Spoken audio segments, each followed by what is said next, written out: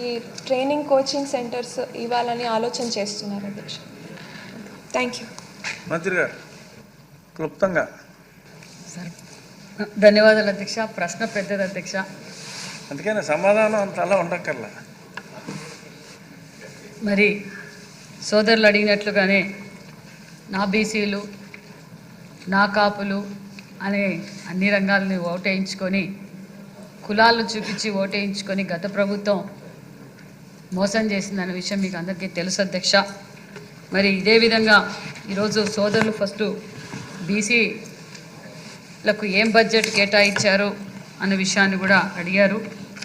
మరి బీసీలు అంటేనే తెలుగుదేశం అంటేనే బీసీలు అన్న నందమూరి తారక రామారావు గారు పార్టీ పెట్టిన తర్వాతే బీసీలు గుర్తించి బీసీలు అన్ని రంగాల్లోనూ ముందుండాలి అని అందరినీ రాజకీయంగా సామాజికంగా విద్యాపరంగా అన్ని రంగాల్లోనూ ముందుకు తీసుకొచ్చిన దేవుడు అనాలి అన్న నందమూరి తారక రామారావు. ఆ రోజు నుంచి ఈ రోజు వరకు మరి బీసీలంతా ఎన్డీఏ ప్రభుత్వానికి ఓటేసి, ఎందుకంటే గత 5 సంవత్సరాల్లో ఎన్డీఏ ప్రభుత్వంలో ప్రజలు బీసీలు ఇబ్బంది పడ్డారన్న విషయాన్ని తెలుసు.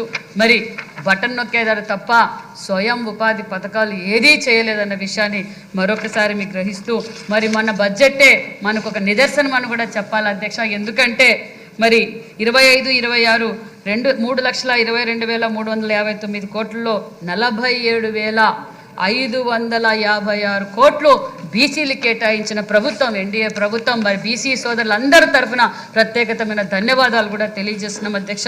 మరి సోదరులు అడిగారు, మరి గత ప్రభుత్వం బీసీలను గాలికి వదిలేసింది.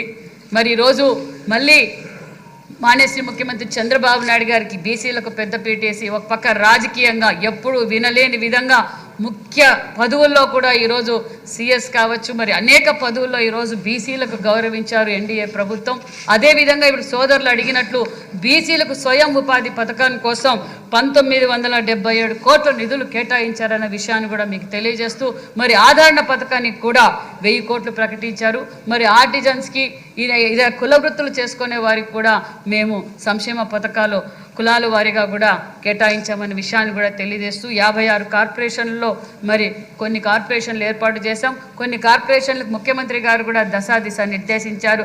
జనాభా లెక్కల ప్రకారం వాళ్ళకు నిధులు కూడా కేటాయించాలని కూడా ప్రతిపాదించామన్న విషయాన్ని కూడా మీకు తెలియజేస్తూ, అదేవిధంగా బీసీలకు పూర్వ వైభవం వచ్చిందన్న విషయాన్ని కూడా మీకు తెలియజేస్తూ, మరి సభ్యులు సింధూరారెడ్డి గారు అడిగారు అధ్యక్ష.